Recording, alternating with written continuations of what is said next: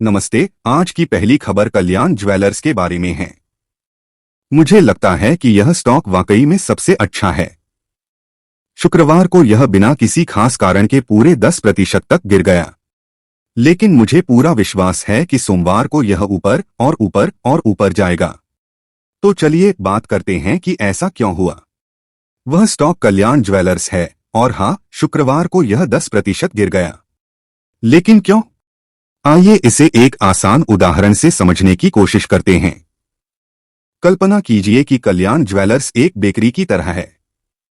बहुत लंबे समय से कल्याण के पास अपनी खुद की ज्यादातर बेकरियां थीं। ये उनकी कंपनी के स्वामित्व वाली दुकानें हैं।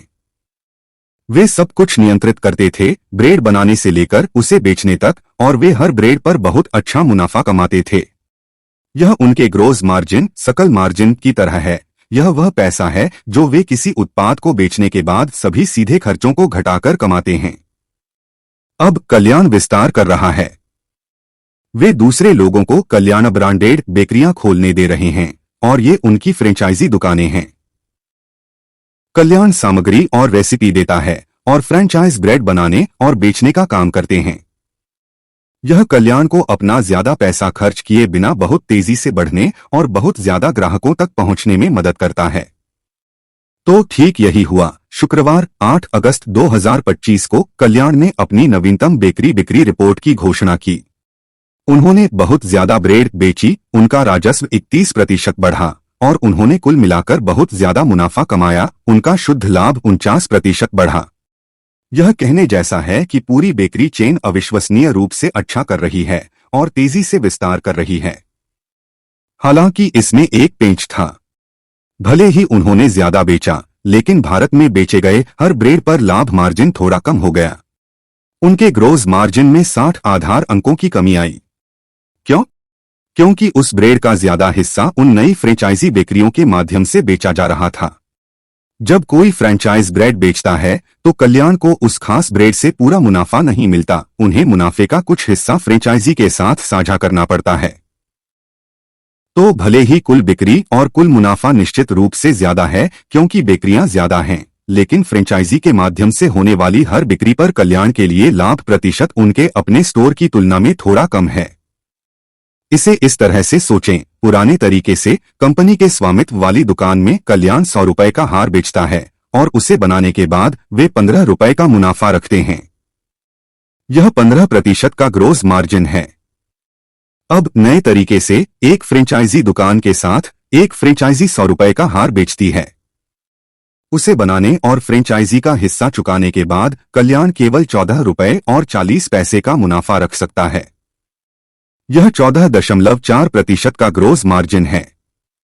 तो भले ही वे कुल मिलाकर कहीं ज्यादा हार बेच रहे हैं, जिससे कुल मुनाफा बहुत ज्यादा हो रहा है, लेकिन कल्याण के लिए हर हार पर लाभ प्रतिशत बस थोड़ा कम है क्योंकि फ्रेंचाइज पार्टनर्स की संख्या बढ़ रही है।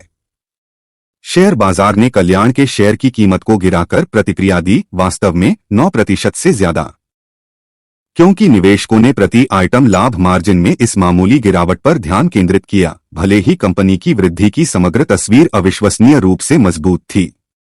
यह ऐसा है जैसे लोगों ने देखा कि प्रति ब्रेड मुनाफा थोड़ा कम था और वे इस बारे में चिंतित हो गए, भले ही पूरी बेकरी चेन रिकॉर्ड मात्रा में ब्रेड बेच रही थी। कल्याण ज्वेलर्स के लिए इसका क्या मतलब है? स्टॉक गिरने के बावजूद कई वित्तीय विशेषज्ञ विश्लेषक अभी भी बहुत आशावादी हैं। उनका मानना है कि ज्यादा फ्रेंचाइजी दुकानों का उपयोग करने की कल्याण की रणनीति अपने ज्यादा पैसे की जरूरत के बिना तेजी से विकास के लिए समझदारी भरी है। वे उम्मीद करते हैं कि कल्याण अच्छा प्रदर्शन करना जारी रखेगा क्योंकि भारत में लोग खासकर त्योहारों के दौरान गहनों से बहुत प्यार करते हैं और वे दक्षिण भारत से परे नए बाजारों में भी बहुत अच्छा कर रहे हैं। तो सीधे शब्दों में कहें, कल्याण ज्वेलर्स तेजी से बढ़ रहा है और वे कुल मिलाकर ज्यादा पैसा कमा रहे हैं। लेकिन जिस तरह से वे बढ़ रहे हैं फ्रेंचाइजी के माध्यम से, इसका मतलब है कि उन्हें हर एक बिक्री से पाई का एक थोड़ा छोटा टुकड़ा मिलता है। बाजार ने उस छोटे टुकड़े पर घबराकर प्रतिक्रिया दी, भले ही पूरी पाई वास्तव में बहुत बहुत बड़ी हो रही है। चलिए केआरबीएल के बारे में बात करते हैं, चावल का दिग्गज। हाल ही में उनके स्टॉक में एक बड़ी उछाल देखी गई। कुछ ने तो यह भी कहा कि यह चावल निर्यात नीतियों को आसान बनाने और निश्चित रूप से अच्छी बारिश की बातों की वजह से था, जबकि केआरबीएल के स्टॉक ने चावल निर्यात प्रतिबंधों को संभावित रूप से आसान बनाने और अनुकूल मॉनसून जैसे कारकों के कारण निश्चित रूप से महत्वपूर्ण लाभ की अवधि देखी है। अल्पकालिक उतार चढ़ाव अभी भी गिरावट का कारण बन सकते हैं।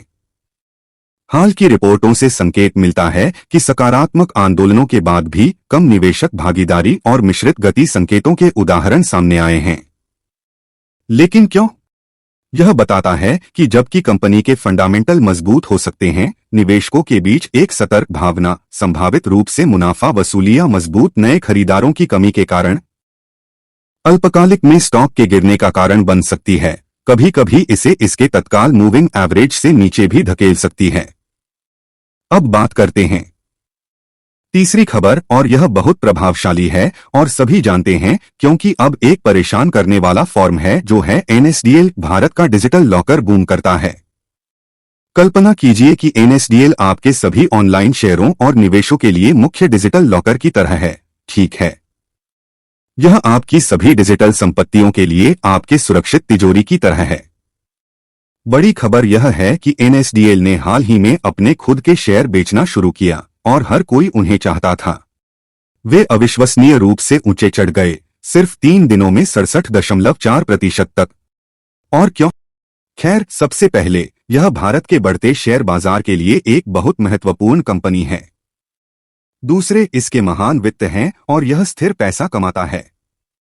और तीसरे, ज्यादा से ज्यादा लोग ऑनलाइन निवेश कर रहे हैं, इसलिए एनएसडीएल का व्यवसाय स्वाभाविक रूप से बढ़ता जा रहा है। मूल रूप से एनएसडीएल बूम कर रहा है क्योंकि यह बूमिंग बाजार में एक महत्वपूर्ण सेवा है। यह अपरिहार्य है। बूमिंग बाजार में एक महत्वपूर्ण सेवा है।